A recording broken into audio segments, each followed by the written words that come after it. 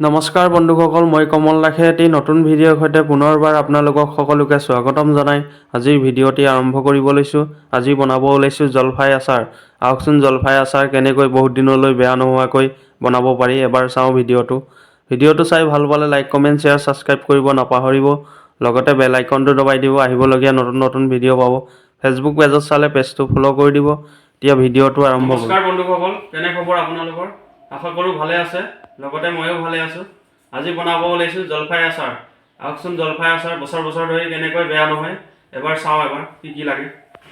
জলফাই লৈছোঁ, বইল কৰি লৈছোঁ। বইল কৰি একদিনৰ কাৰণে ৰ'দত দিয়া আছিলে। 1.5 কিলোমান লৈছোঁ। মিঠাতেল লৈছোঁ, ভিনেগাৰ ল'ব লাগিব।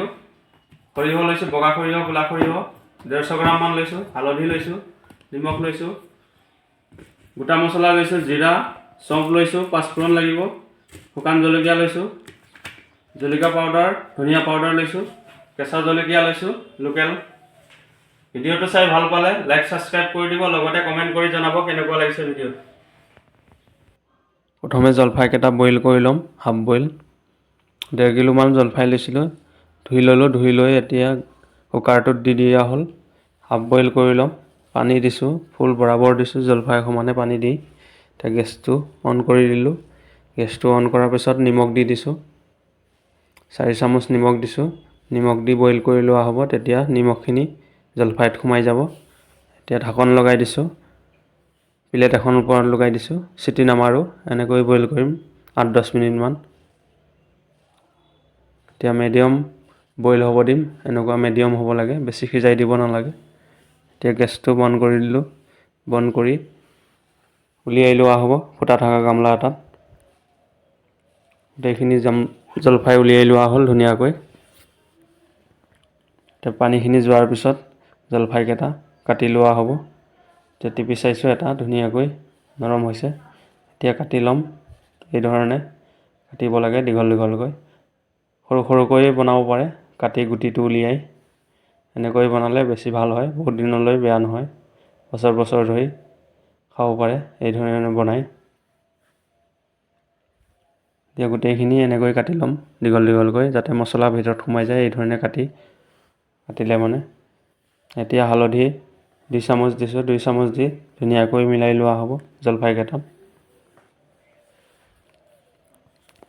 এনেকৈ ধুনীয়াকৈ মিলাই লৈ ৰ'দত দি দিয়া হ'ব এদিনৰ কাৰণে।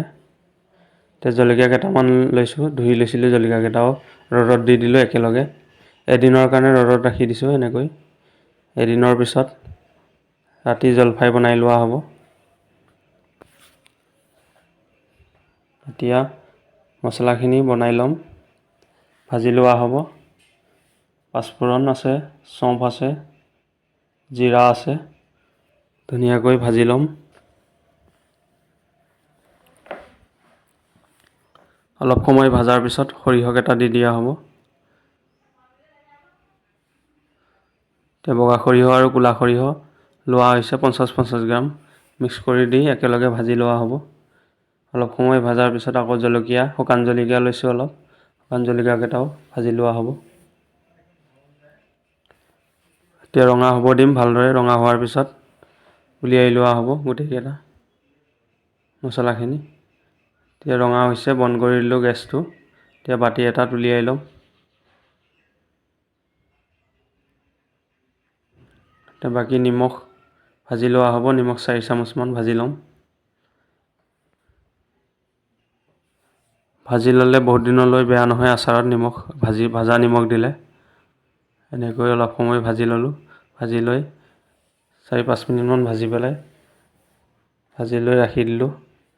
এতিয়া মিঠাতেলখিনি ফুল গৰম কৰি ল'ম। 200 গ্ৰামমান মিঠাতেল দিছোঁ। এতিয়া ভালদৰে গৰম হ'বলৈ ৰাখি দিম। গৰম হোৱাৰ পিছত গেছটো বন্ধ কৰি দিলোঁ। ফুল গৰম হ'ব দিলোঁ। এতিয়া মছলাখিনি বনাই ল'ম। জিৰা, চফ, পাঁচফোৰণ, জলকীয়া একেলগে গোটেইখিনি গুড়ি কৰি লোৱা হ'ব ধুনীয়াকৈ। এতিয়া গুড়ি কৰি ল'লোঁ ধুনীয়াকৈ।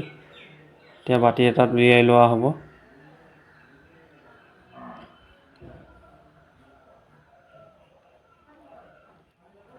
এতিয়া মিঠাতেলত দি দিয়া হ'ল মছলাখিনি প্ৰথমে। আধা দিছোঁ, পিছত দিম আকৌ। গোটেইখিনি মছলা দিয়া নাই, গুড়ি কৰি লোৱা মছলা। এতিয়া গেছটো অন কৰি দিম। মিঠাতেলখিনি প্ৰথমে গৰম কৰি লোৱা আছিলে।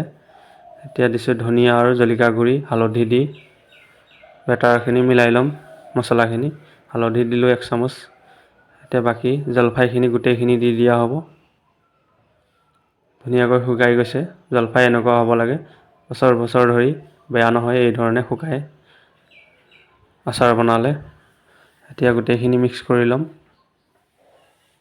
এতিয়া জলকীয়াকেইটা দি দিয়া হ'ল, শুকাই লোৱা আছিলোঁ জলকীয়াকেইটাও। জলকীয়া পিছত দিব লাগে, নিমখ জলকীয়া, এতিয়া ভাল হয়, জলকীয়া জ্বলাটো থাকে। আগতে দিলে জলকীয়াকেইটা ভাজি গ'লে জ্বলাটো নাথাকে জলকীয়াৰ। এতিয়া মছলা আকৌ দিছোঁ অলপ, আধা পিছত দিম আকৌ ধুনীয়াকৈ মিক্স কৰি ল'ম এনেকৈ। ভিনেগাৰ দিছোঁ 4 চামুচ, 3-4 চামুচ ভিনেগাৰ দি দিয়া হ'ল। এতিয়া ধুনীয়াকৈ মিক্স কৰি ল'ম। মিক্স কৰি ৰাখি দিম ঠাণ্ডা হ'বৰ কাৰণে, পিছত বৈয়ামত ভৰাই লোৱা হ'ব। আপোনালোকে এই ধৰণে বনাই চাব পাৰে, বহুত ধুনীয়া হয়। গেছটো বন্ধ কৰি দিলোঁ, বছৰ বছৰ ধৰি বেয়া নহয়। বনাই কি খাব পাৰে এদিনতে।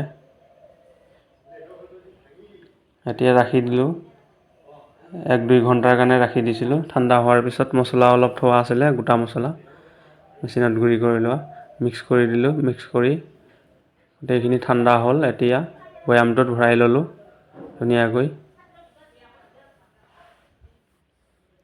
1.5 কিলো লৈছিলোঁ জলফাই, 1 বৈয়াম হ'ল ধুনীয়াকৈ। 1 বছৰ চলিব, 1-1.5 বছৰ। এতিয়া গোটেইখিনি ভৰাই লোৱা হ'ল।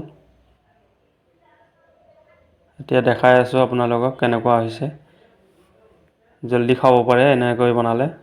আজি বনাই আজিয়ে খাব পাৰে। এতিয়া দেখাই আছোঁ। বন্ধুসকল, জলফাই আচাৰ বনাইছিলোঁ বহুত ধুনীয়াকৈ। এতিয়া দেখাই চাওঁ কেনেকুৱা হৈছে।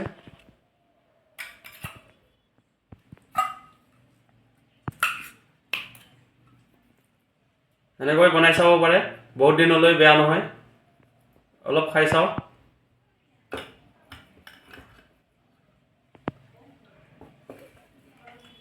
বঢ়িয়া হৈছে। ভিডিঅ'টো চাই ভাল পালে লাইক, কমেণ্ট, শ্বেয়াৰ, ছাবস্ক্ৰাইব কৰিব নাপাহৰিব। লগতে বেল আইকনটো দবাই দিব, নতুন নতুন ভিডিঅ' পাব। ফেচবুক পেজত চালে পেজটো ফ'ল' কৰি দিব।